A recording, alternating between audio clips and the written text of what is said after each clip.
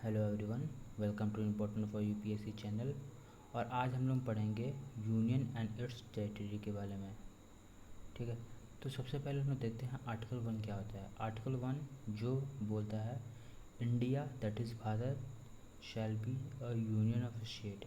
ठीक है, फिर इसी आर्टिकल में बताता है कि जो भी हमारा फर्स्ट शेड्यूल है उसमें स्टेट और टेरिटरीज़ के नाम दिए गए हैं। ठीक है, और हमारा जो स्टेट है वो कौन कौन से टेरिटरीज से मिलके बने हैं।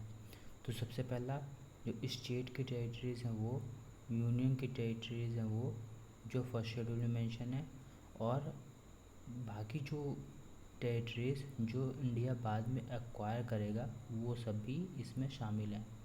ठीक है, फिर आता है आर्टिकल 2।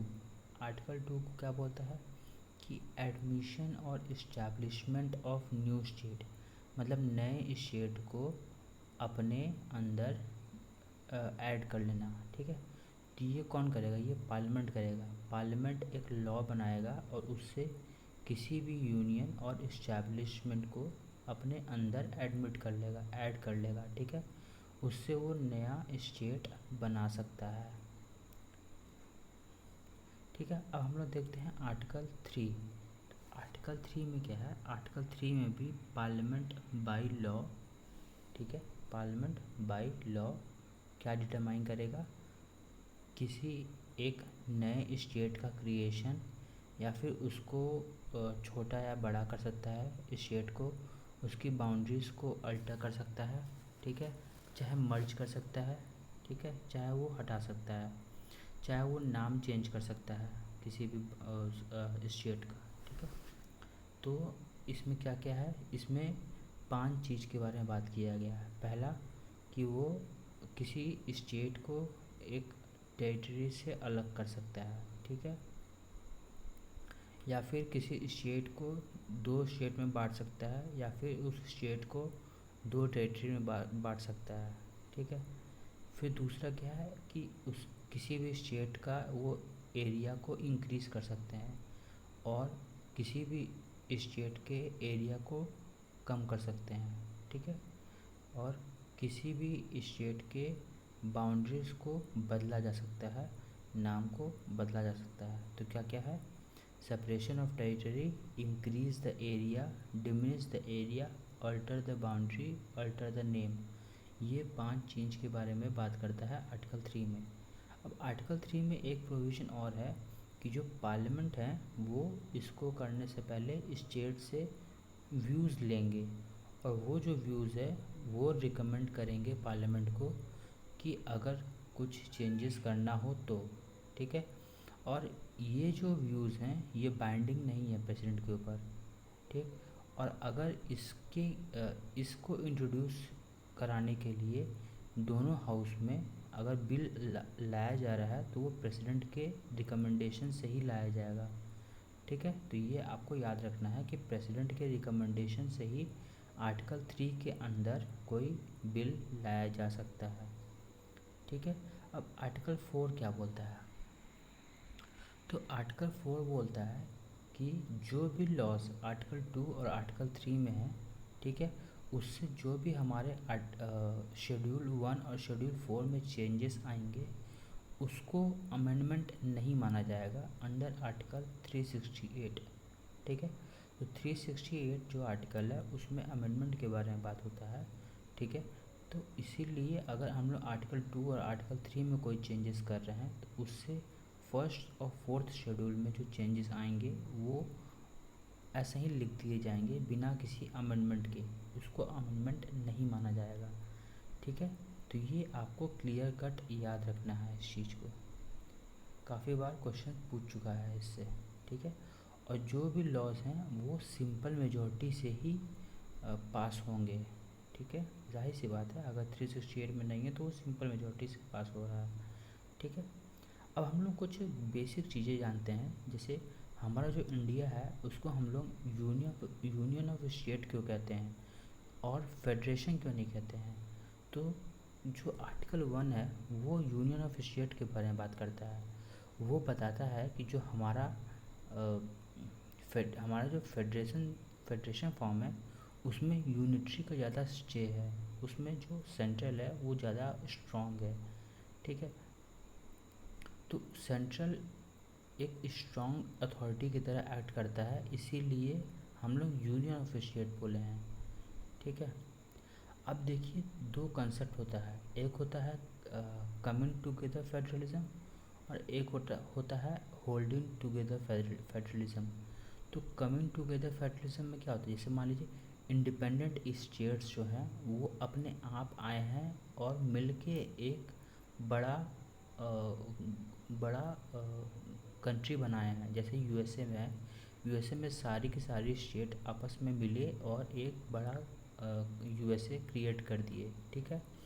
वही होल्डिंग टुगेदर में क्या होता है कि एक बड़ा कंट्री है वो मतलब और भी सारे स्टेट्स को अपने अंडर लेके सबको होल्ड करके रखता है, ठीक है। जैसे इंडिया हो गया, तो इंडिया एक होल्डिंग टुगेदर फेडरलिज्म है, ठीक है, जहाँ पे सेंट्रल गवर्नमेंट के पास पावर ज़्यादा होता है और जो स्टेट्स होती हैं उनके पास लेस ऑटोनॉमी होती है, ठीक है। और वहीं कमिंग टुगेदर जो यूएसए का फेडरलिज्म है, वहाँ पे क्या होता है, वहाँ पे जो स्टेट्स होती हैं वो ज़्यादा सोवरेन होती हैं, ज़्यादा इंडिपेंडेंट होती हैं, और जो वहाँ का सेंटर होता है वो थोड़ा स्टेट के कंपैरिजन में वीकर होता है। तो एग्ज़ाम्पल जैसे यूएसए, स्विट्ज़रलैंड, ऑस्ट्रेलिया, तो यहाँ पे कमिंग टुगेदर है, यहाँ पे स्टेट्स आके आके एक सेंट्रल गवर्नमेंट बनाई है, ठीक है, एक मतलब सेंटर वो बनाई है कंट्री। और वहीं होल्डिंग टुगेदर का एग्जांपल हो गया जैसे इंडिया हो गया, स्पेन हो गया, बेल्जियम हो गया, ये सब हो गया, ठीक है। अब देखिए यूएसए का फेडरेशन और इंडिया का फेडरेशन कैसे अंतर है दोनों में, ठीक है। तो एक तो मैं आपको बताया कि यूएसए में कमिंग टुगेदर फेडरलिज्म है और इंडिया में होल्डिंग टुगेदर फेडरलिज्म है।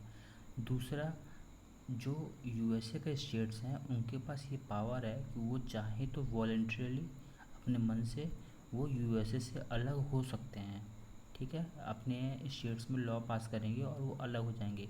लेकिन इंडिया में अलग होने का कोई प्रोविज़न नहीं है, ठीक है, वो चाह कभी अलग नहीं हो पाएंगे, ठीक है। इसी को बोलते हैं कि राइट टू सिसीड नहीं है इंडिया के पास, और यूएसए में राइट टू सिसीड है उनके सारे स्टेट्स के पास, ठीक है।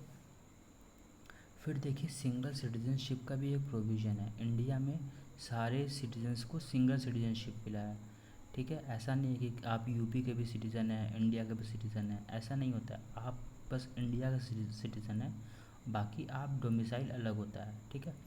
और यूएसए में क्या होता है, डुअल सिटीजनशिप है, मतलब कि वहाँ के आप यूएसए के खुद के भी हैं और वहाँ का जो रेस्पेक्टिव स्टेट्स हैं, जैसे फॉर एग्जांपल टेक्सास हो गया, तो वहाँ के भी आप सिटीजन्स कहलाएंगे, तो वो डुअल सिटीजनशिप हो गया वहाँ पे, ठीक है।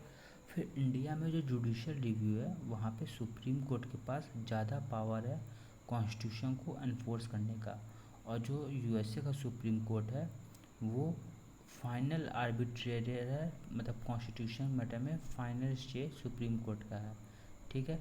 लेकिन जो वहाँ का फेडरेशन जो वहाँ का स्टेट का जो कोर्ट है उसके पास अगर वो कोई जजमेंट पास कर दिया सुप्रीम कोर्ट के खिलाफ, तो वो नल एंड वॉइड हो सकता है, ठीक है। मतलब वहाँ का जो स्टेट है उनके पास ज़्यादा स्ट्रॉन्ग पावर है, ठीक है। तो ये डिफरेंस आप याद रखिएगा, है ना। अब देखिए फेडरल जो स्ट्रक्चर होता है उसके बहुत सारे एक कैरेक्टरिस्टिक्स होते हैं। तो कैरेक्टरिस्टिक्स क्या क्या होते हैं, वो तीन चार ही हैं, वो आप जान लीजिए। जैसे डुअल पॉलिटी होता है, ठीक है, कोई एक फेडरल नेचर का है तो उसका डुअल पॉलिटी होगा, मतलब एक सेंटर होगा एक स्टेट होगा, और डिवीजन ऑफ पावर होंगे, ठीक है। जैसे कि लेजिस्लेटिव, एग्जीक्यूटिव, फाइनेंस पावर, ये सब डिवाइडेड होंगे किसके किसके बीच में, सेंटर और स्टेट के बीच में, ठीक है।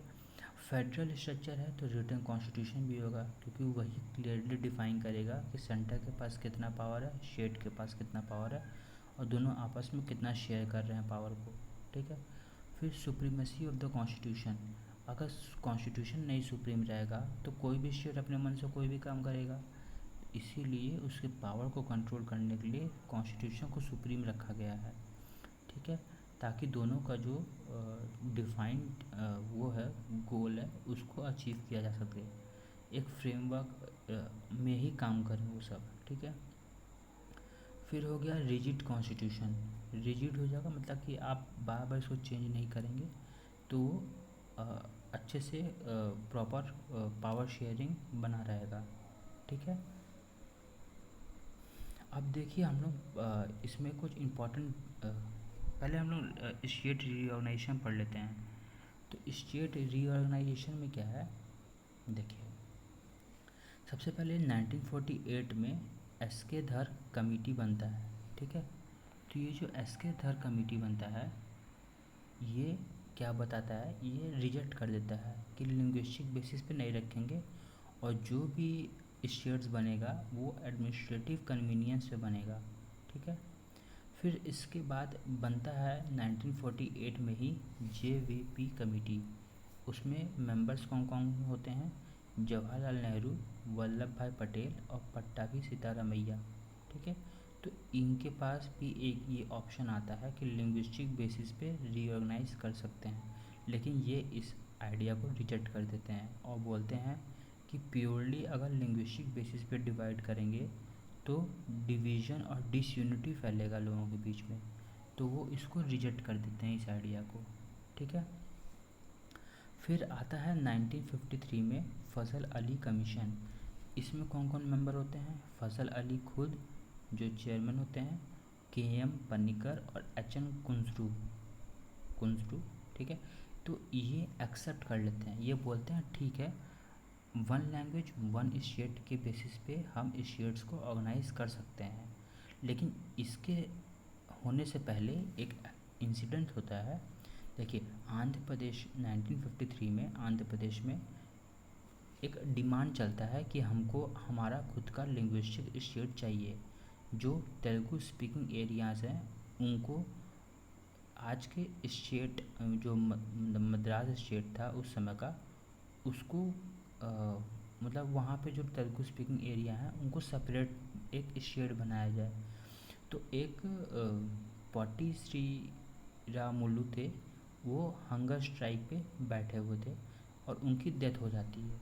तो इसीलिए फिर इसके बाद ये अडॉप्ट कर लिया जाता है कि हाँ हम लिंग्विस्टिक बेसिस पे स्टेट्स का क्रिएशन करेंगे, ठीक है। तो ये हम लोग देख लिए टाइमलाइन, है ना।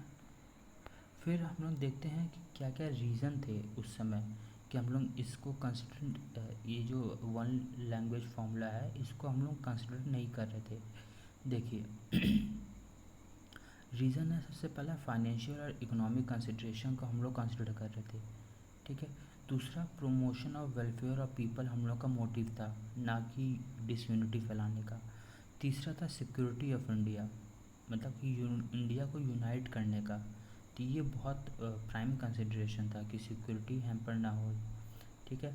और जो लैंग्वेज बेसिस पे था उस समय जब लैंग्वेज बेसिस पे डिवाइड किया गया तो 16 स्टेट्स बने और 3 यूटीज़ बने, ठीक है। लेकिन स्टेट रीऑर्गेनाइजेशन एक्ट के बाद 14 स्टेट्स टोटल बने और 6 यूटीज़ बने, ठीक है। तो ये सब कुछ फैक्ट्स हैं, अगर आपको याद रखना है तो आप रख सकते हैं, ऐसा कोई बड़ी बात नहीं है, अगर आप एक बार सुन लेंगे तो आपको याद हो जाएगी, ठीक है। अब हम लोग कुछ केसेस के ऊपर आते हैं। देखिए सबसे पहला केस है री बेरोबारी केस। तो ये बेरोबारी केस क्या था, ये 1960 में आया था, है ना। तो इसमें कुछ टेरिटरीज थे जिनको हम लोग को देना पड़ा किसी और कंट्री को, ठीक है। तो हम लोग 9th कॉन्स्टिट्यूशनल अमेंडमेंट एक्ट पास किया गया था 1960 में। उसमें हम लोग जो बेरोबारी का रीजन है उसको ट्रांसफ़र कर दिए थे, ठीक है, एक्सचेंज कर दिए थे हम लोग, ठीक है। पाकिस्तान से हम लोग एक्सचेंज कर दिए थे। फिर 100th कॉन्स्टिट्यूशनल अमेंडमेंट होता है, तो उसमें हम लोग कुछ एन्क्लेव्स को एक्सचेंज किए थे। इंडिया 111 एन्क्लेव्स बांग्लादेश को दिया था और 51 एन्क्लेव्स बांग्लादेश इंडिया को दिया था, ठीक है। तो ये एक हो गया। फिर इसके बाद हम लोग देखते हैं कुछ और भी जजमेंट आए थे बाउंड्री सेटलमेंट के, ठीक है। तो वो एग्जीक्यूटिव एक्शन से दे दिया गया था, ठीक है, जैसे कच्चा दीवू आइलैंड था उसके ऊपर बात बता रहा हूँ। ठीक है, अब जो लिंग्विस्ट ये देखिए, अब 2019 में क्या होता है, जम्मू कश्मीर रीऑर्गेनाइजेशन एक्ट बनता है। ठीक है, तो इसके तहत क्या किया गया था कि जो जम्मू कश्मीर है उसको 2 यूटी में बदल दिया गया था। तो पहला था जम्मू कश्मीर खुद, जिनके पास असेंबली था, कॉन्स्टिट्यूएंट असेंबली, मतलब असेंबली मतलब कि जैसे स्टेट असेंबली होता नहीं है उस टाइप का, कॉन्स्टिट्यूएंट असेंबली नहीं, स्टेट असेंबली। फिर लद्दाख, लद्दाख में कोई असेंबली नहीं था। ठीक है, वहाँ पे लेफ्टिनेंट गवर्नर थे, और लद्दाख में लेह और कारगिल का एरिया शामिल किया गया था। ठीक है, फिर जो हाई कोर्ट है जम्मू कश्मीर का वो दोनों यूटी को सर्व करेगा। ठीक है, फिर बाद में ही 2020 में जो दमन एंड दीव है उसको मर्ज कर दिया गया दादरा एंड नगर हवेली से। ठीक है, तो ये हो गया आपका 2019 और 2020 का एक्ट। ठीक है, अब हम लोग आगे देखते हैं कि जो यूनियन एंड टेरिटरीज़ हैं वो मतलब कि कहाँ कहाँ लेजिस्लेचर हैं और कहाँ कहाँ गवर्नमेंट खुद का लेजिस्लेचर बन के गवर्नमेंट बना है। तो जैसे एनसीटी हो गया, दिल्ली का जो एनसीटी हो गया वहाँ पे खुद का लेजिस्लेचर है, और वहाँ पे चीफ मिनिस्टर और काउंसिल ऑफ मिनिस्टर हैं, जबकि वो यूटी है। ठीक है, ऐसा ही पुडुचेरी है, पुडुचेरी में भी खुद का लेजिस्लेचर है और वहाँ भी काउंसिल ऑफ मिनिस्टर और चीफ मिनिस्टर हैं। तो और वैसे ही जम्मू कश्मीर जो यूटी बन गया है अब, वहाँ भी लेजिस्लेचर है और वहाँ भी गवर्नमेंट में चीफ मिनिस्टर और काउंसिल ऑफ मिनिस्टर हैं। ठीक है, अब देखिए 1974 में हुआ क्या था। अभी मैं कुछ एडिशनल इन्फॉर्मेशन आपको देता हूँ। देखिए 1974 में कच्चा तीहू आइलैंड को हम लोग श्रीलंका को दे दिए थे। ठीक है, तो श्रीलंका के जुरिडिक्शन में हम लोग उसको दे दिए थे, लेकिन ये बहुत स्ट्रैटेजिक रोल प्ले करता था उस समय, जहाँ पे हमारे जो फार्मर्स थे वो फिशिंग राइट्स के लिए वहाँ पे जाते थे।